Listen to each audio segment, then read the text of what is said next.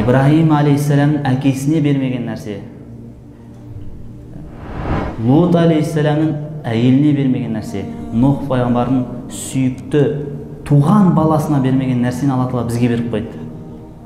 Иман деген нәрсені беріп қойды да. Сенім деген нәрсе беріп қойды. Ертең осы нәрсе ғана қияметте құтқарады. Ла янфау малу ва ла банун илля ман аталлаха биқалбин салим дейді. Қиямет күні ертең сендердің байлықтарың сендерді құтқармайды, сендердің бала шағаларың сендерді құтқармайды. Илля ман аталлах, тек қана кім Алланың алдына биқалбин салим дейді, сау жүрекпен барса, сау жүрекпен барса ғана ол құтылады екен. Қандай? Толық иман келтірген хадис.